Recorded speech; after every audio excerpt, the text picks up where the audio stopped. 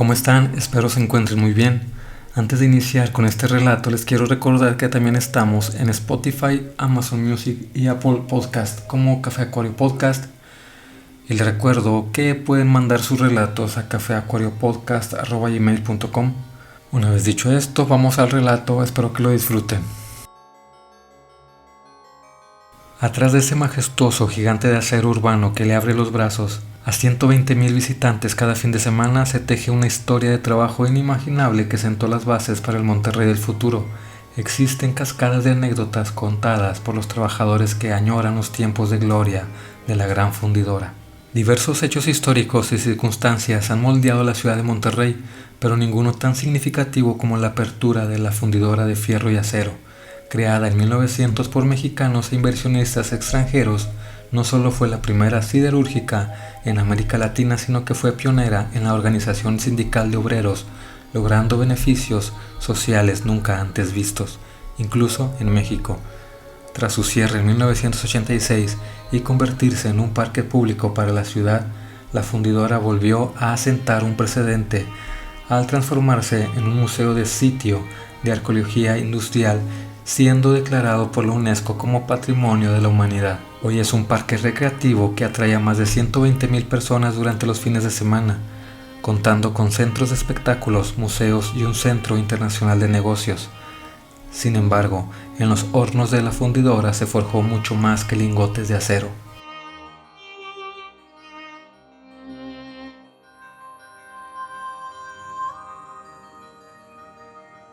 Orígenes. Un plano de la ciudad de Monterrey elaborado en 1910 indica que los terrenos de la segunda fundidora, mejor conocida como Peñoles, llegaban hasta el actual cruce de calles Washington y Héroes del 47. El documento forma parte de la colección de planos del Instituto Nacional de Antropología e Historia en su delegación Nuevo León. La fundición número 2 de Peñoles logra llegar hasta las calles Héroes del 47 con Washington, Aramberry y Modesto Arriola. Ese es su tope. Allí eran los patios de maniobras en donde tiraban la escoria y el material, afirmó Benjamín Valdés Fernández, director de obras del INAI. El acta de creación de la fundidora de fierro y acero de Monterrey se firmó el 5 de mayo de 1900, impulsada por los inversores Vicente Ferrara, León Signoret, Antonio Basagoiti y Eugenio Kelly, a decir de Alberto Casillas, responsable del archivo histórico de la fundidora. Con el porfiriato, el acero producido en Monterrey llegó prácticamente al corazón del país. La estructura del actual monumento a la Revolución cuenta con este material e incluso un puente en Brooklyn, Nueva York, también es hecho en fundidora. Trabajadores. Así como la siderúrgica cambió la estructura de Monterrey, que a comienzos de 1900 ya comenzaba a construirse con concreto de cementos mexicanos y con vidrio de la vidriera, también cambiaron sus ciudadanos. El trabajador promedio de la ciudad era campesino, sino más que un peón. Con la llegada de maquinaria sofisticada de Alemania, Inglaterra y Estados Unidos, era urgente la capacitación de la mano de obra.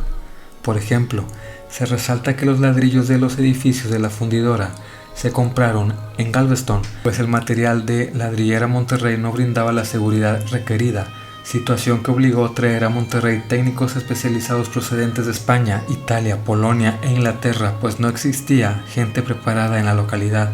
Un ejemplo fue la creación de la Escuela Acero, pionera en el servicio de capacitación continua al trabajador en la historia laboral de México. El exfundidor y cronista Esteban Ovalle Carrión se ha dedicado a estudiar la evolución del trabajador en la siderúrgica.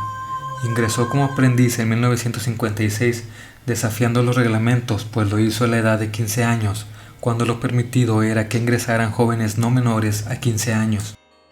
Uno tenía que trabajar, apoyar en la familia. Nunca pude estudiar lo que yo quería, algo relacionado a la literatura, explica el autor de Mártires de Fundidora, crónica de una tragedia casi olvidada, el asesinato de Fundidora y Fundidora en el recuerdo. Sus 30 años de trabajo en la acerera lo llevaron a recorrer cada uno de los departamentos, recolectando anécdotas y recuerdos de las experiencias con los compañeros trabajadores. Su labor como cronista inició justamente tras el cierre de la industria. En 1986 se animó a escribir tras la campaña difamatoria que asegura se levantó en algunos medios de comunicación acusando a los trabajadores de la quiebra. Cuando nos corrieron, yo me dediqué a arreglar climas y boilers, y ya con más tiempo empecé a entrevistar a los familiares de los obreros fallecidos, porque mucho tiempo nadie quiso hablar de ese accidente. El historiador Jesús Ávila Ávila comenta que nacer sano, trabajador y rebelde eran características de quien nacía en la familia fundidora. Aurelio Guerra Pérez es una muestra de ello, pues quien a sus 20 años de trabajo vivió muy de cerca el movimiento sindicalizado que los llevó a ser vetados de muchas de las empresas de Monterrey. Donde te tocara, te podía tocar como ayudante de carpintero, como soldador o andar en las alturas en montaje.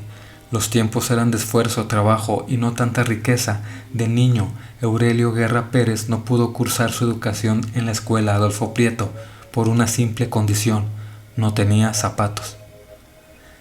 Describe que al ingresar a la escuela los niños eran revisados meticulosamente en su higiene personal, uñas, oídos y cabellos limpios, y su uniforme debía presentarse impecable. Alberto Casilla señala que la acerera fue la primera empresa en ofrecer salud, vivienda y educación a las familias de los trabajadores.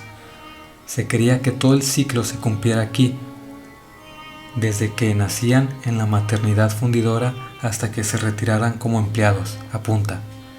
El movimiento sindical en la década de los 30 fue un proceso importante para la clase obrera de la región. En 1935 se empiezan a formar los sindicatos independientes, también llamados rojos, no solo en fundidoras sino también en Peñoles, y en la América Smelting Company. Vino Lázaro Cárdenas en marzo de 1936 y recibió una comitiva del Departamento de Aceración en la estación Unión. Le plantearon el problema de los 36 empleados despedidos e inmediatamente ordenó a su responsable de conflictos laborales arreglar el problema, recuerda Aurelio Guerra. Y también las mujeres: María de Jesús Garza, María Elena Pérez, Gloria Casas y María Dolores Puente compartieron sus experiencias como parte de la familia del gigante de acero. Todas coincidieron en su orgullo por haber formado parte de la primera acerera del país, aunque también hicieron hincapié en reconocer el trabajo de hombres y mujeres, pues se sienten difamados tras el cierre de la empresa el 10 de mayo de 1986. La sociedad mexicana le debe una disculpa a los y las trabajadoras de fundidora por todo lo que se dio tras el cierre, apuntó enfática María Dolores Puente, quien laboró en el departamento administrativo. Su participación fue variada. Por ejemplo, María de Jesús Garza formó parte de las primeras 5 mujeres ingenieras químicas en la planta. Gloria Casas se desempeñó en la modificación del Molino 46, mientras que María Elena Pérez lo hizo en relaciones laborales. Fue la primera que se enteró del cierre de la empresa. Cuando me autorizaron a decirlo fue muy difícil, expresó María Elena. Se habla que fueron entre 80 y 100 mujeres que laboraron en la fundidora, aunque el cronista e investigador Esteban Ovalle asegura que pudieron ser hasta 300. ¿Por qué no nos veían? Pues porque estábamos atrás del hombre, como siempre, pero aquí estamos, compartiendo porque también nosotras tenemos recuerdos, agregó Puente. Cultura. Pareciera increíble que en medio de tanto hierro, acero y carbón se detonara la cultura, pero hoy en día el Parque Fundidora le dio una vocación distinta a lo que fue la primera siderúrgica de América Latina. Desde su operación en marcha el 5 de agosto de 1903, nota, no confundir con firma del acta en 1900. Los directivos tenían conciencia que la fotografía y la publicidad serían su mejor carta de presentación. Hoy, la Fototeca del Estado cuenta con un acervo de 45,000 imágenes que narran el nacimiento, desarrollo y el cierre de la fundidora de fierro y acero de Monterrey. Las imágenes han sido cuidadas y clasificadas desde 1999 por Alberto, quien contó con la guía de Manuel González Caballero, ex trabajador de la fundidora, quien apoyó en la identificación de maquinaria, personajes y espacios de la acerera. El primero del que se tiene registro es Guillermo Calo. Esto en 1906 fue quien registró el inicio de la fundidora, así como de sus productos con fines publicitarios, refiere Casillas. Después llegaron nombres como el de Refugio Z. García, Lauro Leal Salinas, Plácido Bueno o el de Eugenio Espino Barros, quien retrataron la vida dentro y fuera de la acerera más importante de la ciudad. Las fotografías dan referencias sobre cómo se vivía dentro de la fundidora, pues además de las imágenes de los trabajadores posando junto a las grandes moles de acero, también se muestran los bailes y representaciones teatrales, las comidas y ceremonias cívicas, así como las visitas de expresidentes del país. Por ejemplo, para conocer cómo era la antigua colonia Acero, que se ubicaba al interior de lo que hoy es el parque, habría que acudir a una fotografía que hiciera Refugio Z. García. Ellos hicieron una especie de bitácora constructiva sobre las obras de expansión de la empresa, comenta Casillas. Pese a su riqueza, Alberto Casillas menciona que hasta hace años el acervo era poco conocido entre los regiomontanos. Fue gracias a las publicaciones Imágenes de nuestra memoria y Eugenio Espino Barros, fotógrafo moderno, ambos editados por Conarte. Gracias a estos libros mucha gente pudo conocer el fono gráfico de la fundidora, señala. Ahora un parque. Hoy convertido en un parque público, bajo el diseño del arquitecto Óscar Bulnes, a comienzos de la década de los 90 del siglo pasado es posible recorrer las chimeneas, hornos y diversa maquinaria y darles su dimensión artística y cultural. Por ejemplo, están las chimeneas del Alto Horno número 1, hoy declaradas como Patrimonio Artístico de la Nación por el Instituto Nacional de Bellas Artes, o bien el Alto Horno número 3, que se restauró en 2007 y ahora es el Museo del Acero. Fueron instalados entre 1900 y 1903 y es el único modelo en México. La Sociedad Americana de los Metales indica que no hay otro en Latinoamérica, indica Casillas. Otra historia es el sótano de la nave Sopladores. Hace frío y casi no hay luz, lo que provoca que la penumbra esconda lo estético que puede ser una máquina instalada en 1943. Es cuando se lanza el flash de la cámara en donde uno puede ver los remaches dorados sobre un fondo negro con las iniciales RI al frente.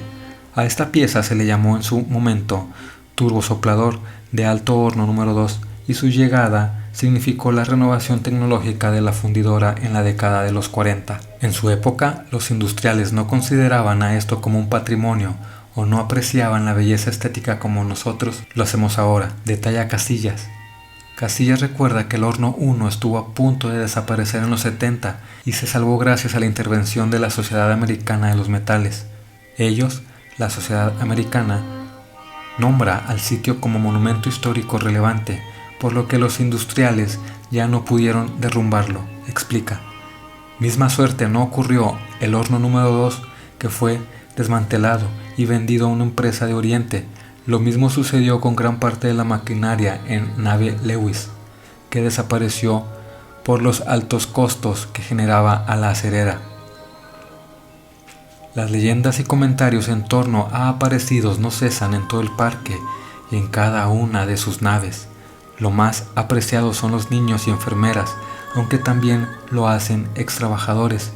Quienes alimentan estas historias son los guardias de seguridad de espacios como la nave Sopladores o nave Lewis, aunque también al propio protector del archivo histórico.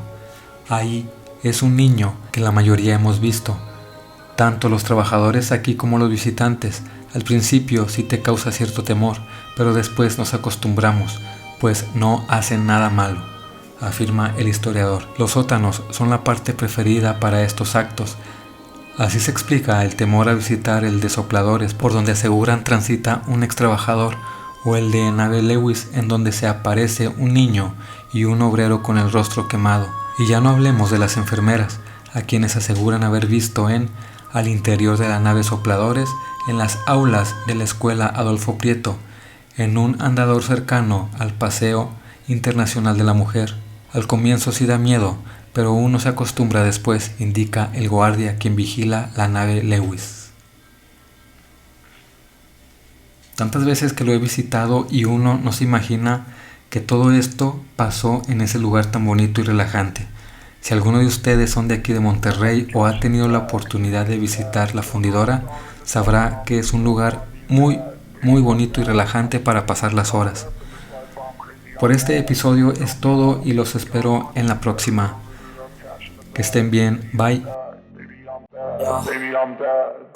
I just wanna stay bad, stay mad, chip on my shoulder cause they treat me like an outcast. I ain't gonna take that, stay back, I'll be swinging hard till the hits come in all caps. I ain't gonna lay back, pray that someone's gonna help me, ain't nobody like that. I ain't gonna wait, that's all fact, give me one shot and I'll never get the throne back. I'm sick of being cautious, I'ma go cause something, can't stop this. I'ma steal everybody's lane, call it shoplift.